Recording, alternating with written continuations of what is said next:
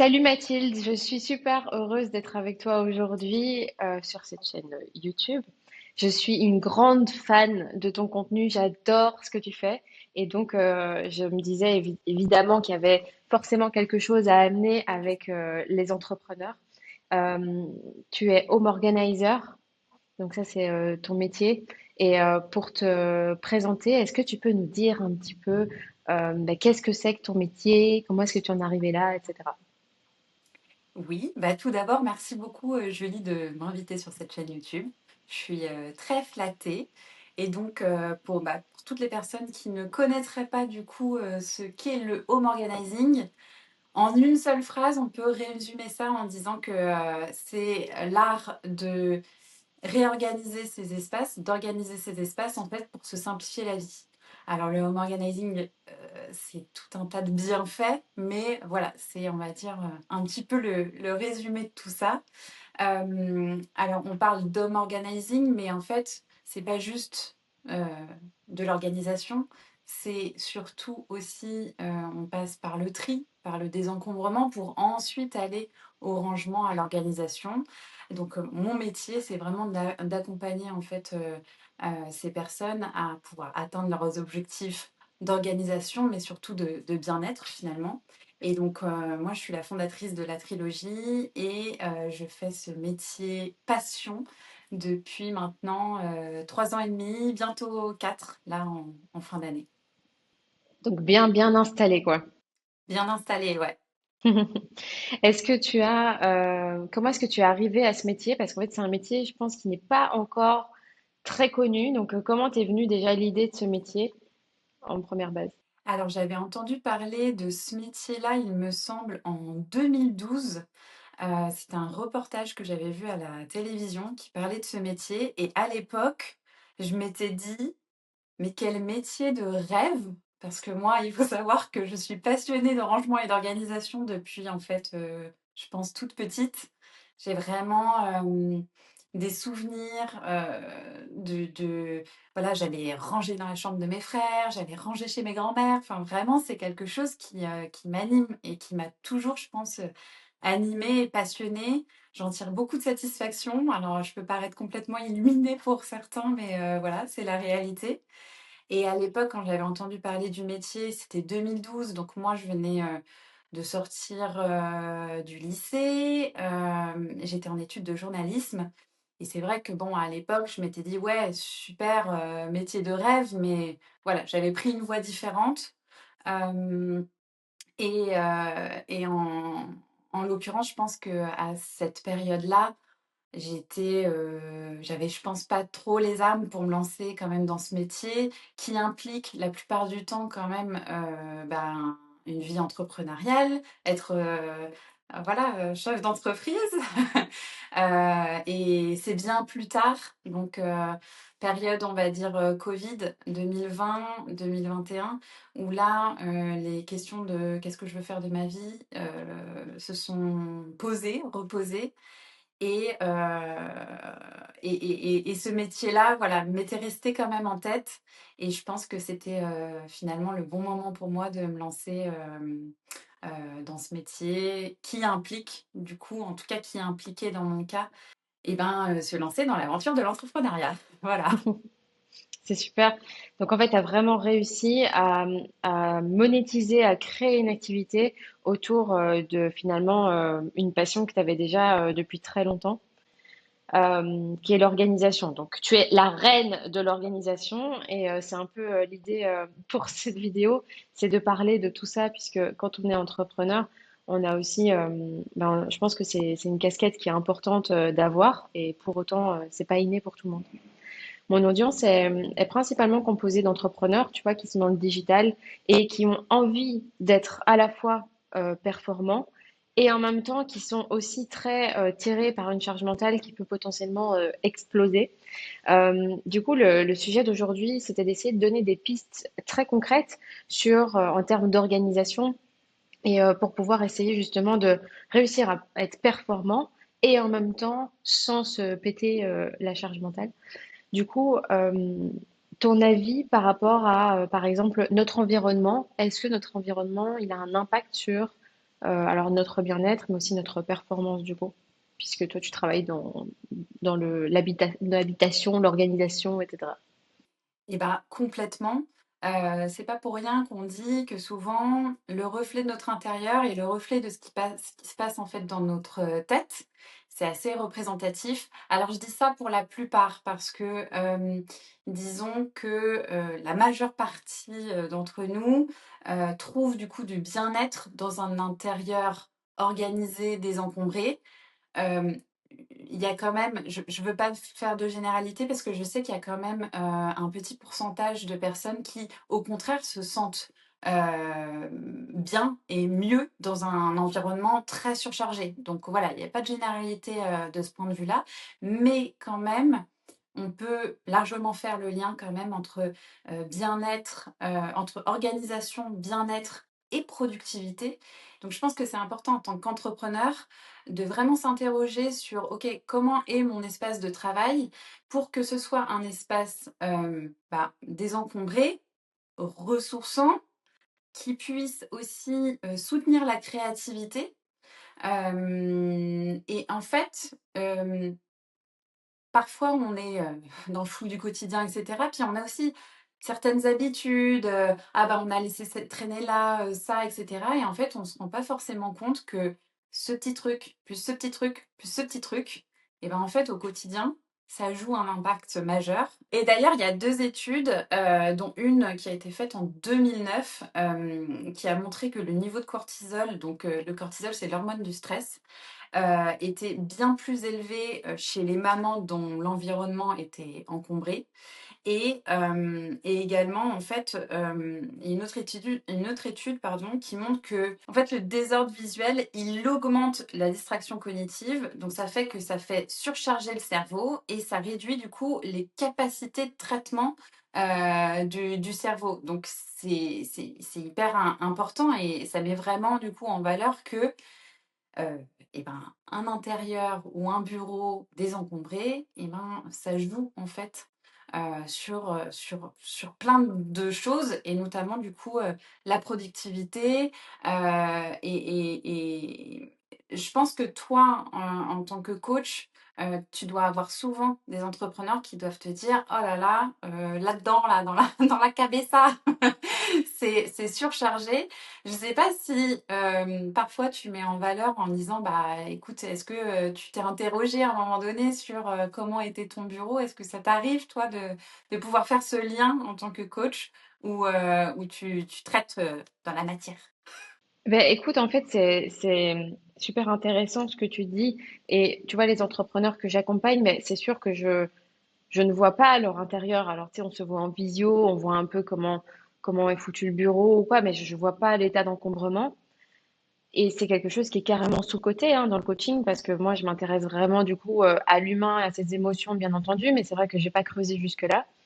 Et j'avais eu une conversation d'ailleurs avec une coach en sommeil qui parlait de ça aussi, qui disait, ben, même les personnes que tu coaches, si elles dorment pas bien, elles peuvent pas bien assimiler. Et en fait, ben, ça joue aussi sur les performances d'une personne. Et c'est vrai qu'il y a une personne, en fait, il y a plein de facettes dans sa vie qui sont parfois vraiment sous-cotées et qu'on ne voit pas et qui pourtant impactent la productivité. Mais du coup, la question que j'avais quand tu dis ça, enfin, évidemment, enfin, quand tu le dis, ça a l'air assez logique, surtout qu'en plus tu disais qu'il y avait des études et tout qui avaient été faites. Mais est-ce que les personnes se rendent compte que l'encombrement les fatigue ou est-ce que ils vivent avec et ils sont habitués et voilà et ils se rendent compte une fois que la transformation est faite que ça leur fait du bien? Et bah, je pense que c'est tout l'objet de cette vidéo. C'est peut-être, pour, qu'il y ait des prises de conscience chez certains d'entre eux qui se disent: «Ah ouais, bah, on va peut-être commencer par ça». Parce que alors il y a ça, mais il y a peut-être d'autres trucs. Mais je pense que c'est déjà un bon début finalement de se dire: «Ah ouais, ben, peut-être mettre ça déjà en place, puis on verra». Je pense qu'il y en a qui, bah, qui sont totalement, ignorants, de ça et c'est bien dommage. Du coup, merci de mettre ce sujet-là, en avant et puis il y en a d'autres, bah, qui à un moment donné, je pense qu'il y a aussi une histoire aussi de trop plein et qui se disent, «Mmh, peut-être s'en petit mettre finalement». Ouais, le trop plein, c'est vraiment le cas de le dire, quoi. Donc ton intérieur te surcharge tellement que finalement ça crée un espèce d'embouteillage dans le cerveau, quoi. Donc si on veut essayer de rentrer un peu maintenant dans le concret, pour quelqu'un qui se sentirait un peu vraiment avec ce trop-plein, complètement débordé, etc., si il voulait commencer en se disant, bon bah voilà, j'ai envie de démarrer quelque chose, par quoi est-ce que cette personne pourrait commencer? Moi, mon premier conseil, et je pense que c'est un conseil très, très important quand on commence justement à se dire: «OK, j'ai envie de commencer à réorganiser, mon intérieur et notamment mon bureau», c'est de commencer petit. On va pas tout de suite se lancer dans un gros, tri, sachant en plus que souvent, on néglige un petit peu, enfin, on se rend pas compte du temps que ça peut prendre. On va prendre l'exemple du bureau.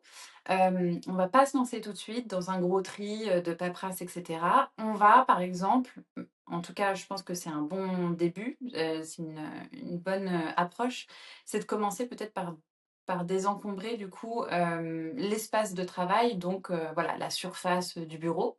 De se poser la question pour chaque objet qui traîne, est-ce que réellement ça a une utilité? Et si c'est pas le cas, de pouvoir le ranger du coup ailleurs.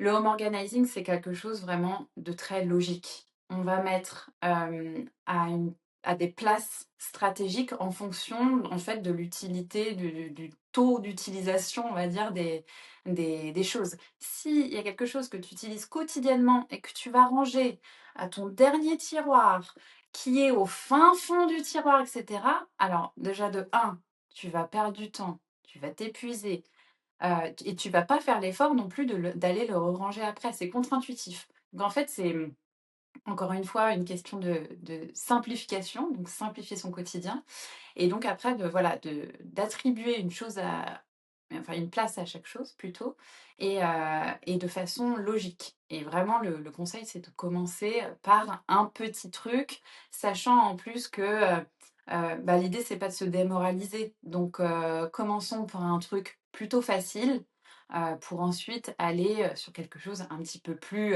complexe, on va dire. Même si, voilà, ça veut pas dire que ça va se passer dans la douleur, attention. Mais ouais, mon conseil, c'est de commencer par, quelque chose de plutôt simple et un un petit truc. Donc on vide les surfaces déjà, on essaye que chaque chose ait une place. Mais comment on fait quand, par exemple, j'imagine que c'est une question qui doit revenir souvent, mais on n'a pas beaucoup de place. Comment est-ce qu'on gère ça? Petite parenthèse, mais souvent, mes clients m'appellent en me disant, «Oh là là, j'ai pas de place, il me faut des nouveaux meubles», des choses comme ça. Souvent, c'est pas ça le problème, c'est que, le tri n'a pas été fait et en fait, on se rend compte que quand on fait un tri efficace et qu'on élimine, en fait, toutes les choses dont on qui oui, inutiles, hein, clairement, et on en a tous dans nos placards, des choses, dont on ne se sert pas, et bah, finalement, on gagne de la place. La place, on l'a.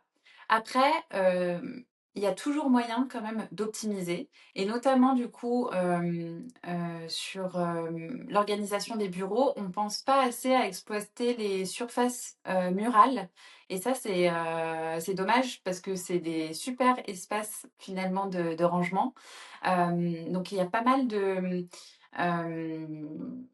d'accessoires de rangement, c'est comme des plaques où on peut venir, mettre, bah, des petites étagères, des pots à crayons et cetera. Donc ça permet aussi de libérer du coup, l'espace disponible, sur le bureau, de pouvoir avoir aussi les choses à proximité, donc ça c'est sympa. Et toujours dans une notion d'optimisation d'espace et de verticalité, tout ce qui est bac à courrier aussi, donc les fameux petits bacs qu'on peut empiler. Ça, c'est aussi pas mal. On n'y pense pas souvent, mais ça permet quand même de bien simplifier la vie, notamment avec des choses dont on a besoin assez régulièrement, type, papier blanc, tout ce qui est, pochette plastique, feuilles de brouillon et cetera. Donc, voilà, pensez aussi à la verticalité, quand, on manque, d'espace. Oui, et d'ailleurs, sur ton compte, tu partages énormément d'astuces comme ça que je trouve, allez, simples, mais visuelles. Et c'est... Alors, en plus, tu donnes des références, donc ça, c'est assez pratique. Parce que parfois, enfin, je sais que moi, par exemple, je ne sais pas forcément par où commencer, quel objet prendre, etc. Donc, ça, c'est quand même assez utile. Et alors, donc là, on a quand même améliorer notre espace de travail, etc.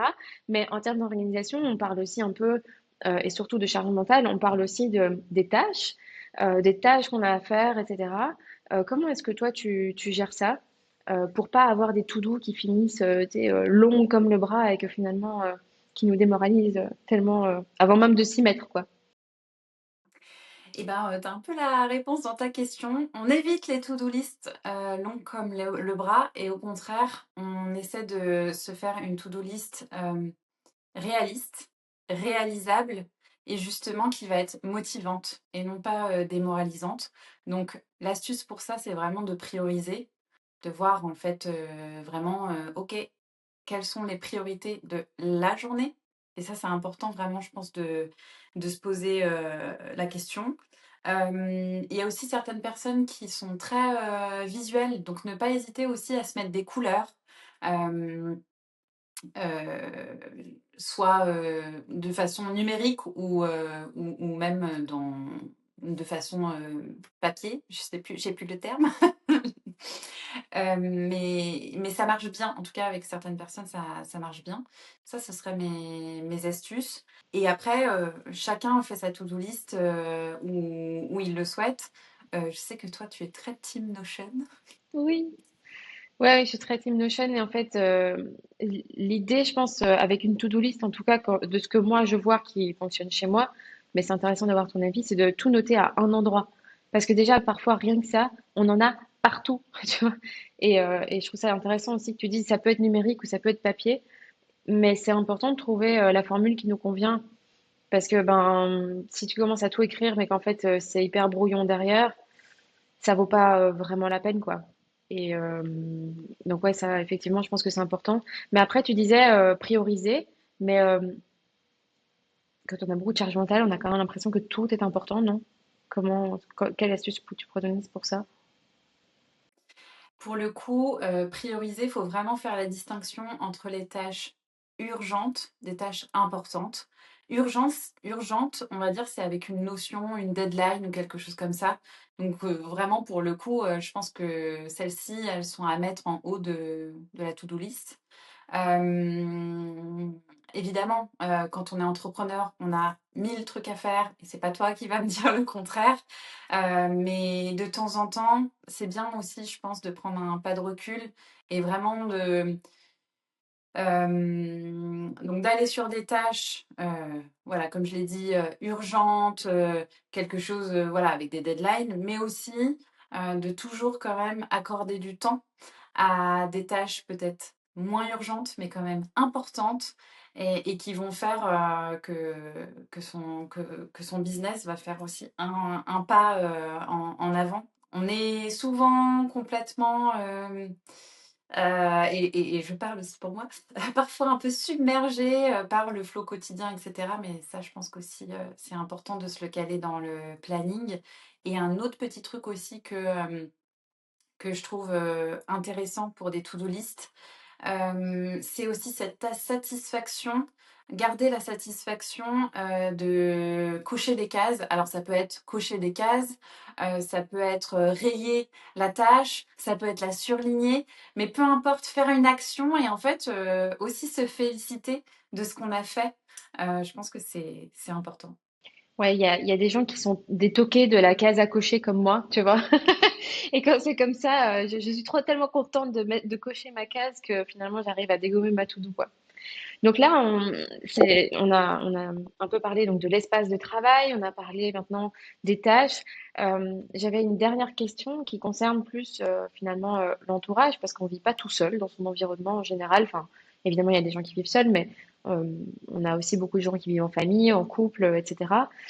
Comment est-ce qu'on fait si nous, on a envie vraiment d'essayer d'avoir un environnement qui nous ressource, comme tu disais en début de vidéo, et qu'on se retrouve avec des colocataires dans nos vies qui eux, foutent le bazar partout. Comment on gère cette partie-là?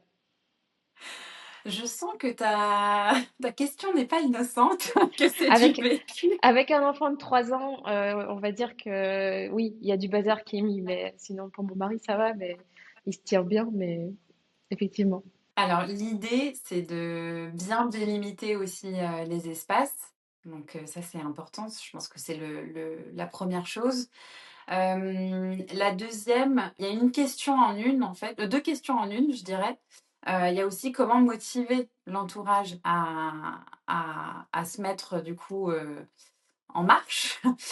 Parfois, en le faisant pour soi, ça motive les autres. Donc ça, c'est intéressant de constater ça. Et après, pour faire en sorte que finalement, c'est un peu la pérennisation, on va dire, du rangement, eh bien, il n'y a pas de baguette magique.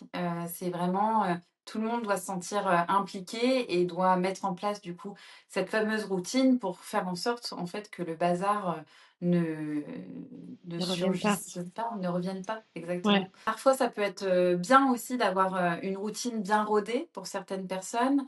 Et notamment, bah là, je refais encore le parallèle avec les entrepreneurs et leur bureau.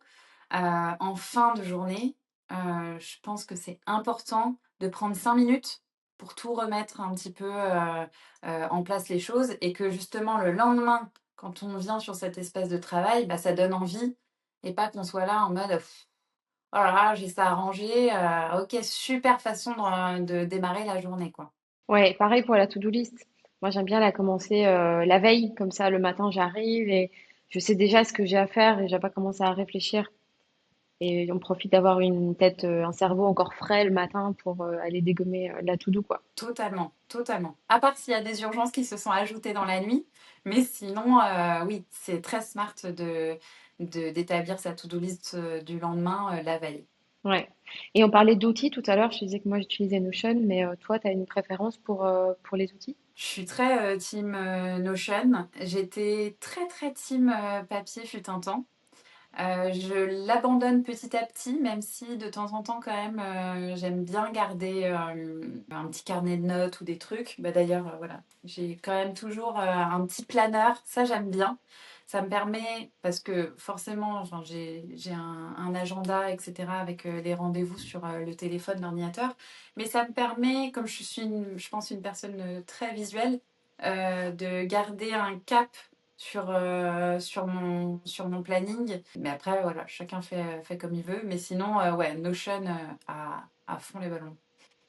Alors, la question, je pense que tout le monde se pose à ce stade, c'est est-ce que tu es aussi organisé pour toi que tu l'es avec tes clients?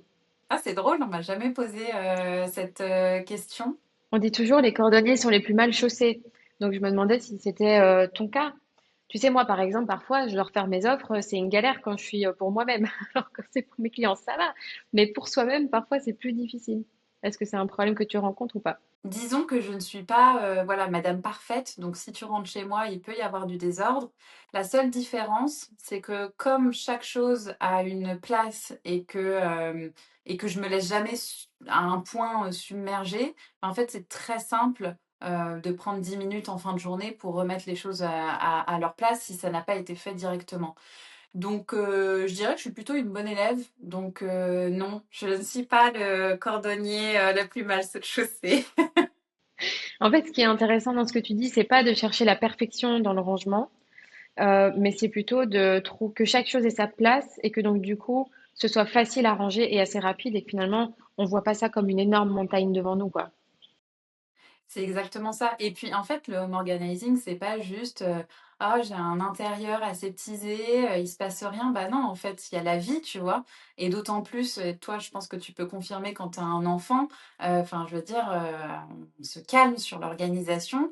Pour autant, l'idée, c'est de jamais se laisser submerger et de toujours avoir quand même, et c'est ça la clé du home organizing, c'est la rigueur, la routine, le rituel aussi Mhm. d'organisation qui fait en fait que tout ça tient la route dans la durée. Merci Mathilde, en tout cas c'est super intéressant. Si quelqu'un ici là maintenant nous écoute et se dit c'est tout à fait moi ou ouais là j'ai vraiment je sens que je dois travailler sur quelque chose, par quoi est-ce qu'elle pourrait démarrer? Comment est-ce qu'elle pourrait faire? Tu proposes des accompagnements, j'imagine. Comment ça se passe? Ouais, je propose des accompagnements à la fois en distanciel ou en présentiel. présentiel majoritairement du coup en région parisienne puisque j'habite Paris. Et pour toutes les personnes qui sont un petit peu plus loin, sinon en distanciel, ou toutes les personnes qui se sentent de faire en fait le travail seul mais guidées quand même par un plan d'action, des bons conseils, voilà, chacun y trouve son bonheur. Et puis, j'ai également un e-book pour toutes les personnes qui se sentiraient aussi pour le coup de faire ce travail seul. Mais là, il est pour l'instant décliné que pour l'organisation du dressing. Ce qui est déjà un gros chantier en général, le dressing. Oui, exactement. J'ai commencé par le dressing pour la simple et bonne raison que c'est souvent la chose qui est le plus demandée en termes d'organisation. Mais l'idée, c'est de pouvoir le décliner à terme pour la cuisine, le bureau, la salle de bain, toutes les pièces. Trop chouette. Écoute, j'ai hâte de voir ça. Merci beaucoup, Mathilde. Donc, on peut te retrouver sur La Trilogie, qui est en site internet, sur Instagram, sur TikTok. Tu as une newsletter Yes. aussi. Est-ce que j'ai oublié quelque Oui. chose? Non, je crois que c'est très complet. Merci beaucoup, Mathilde, et à bientôt. Et merci d'être venue.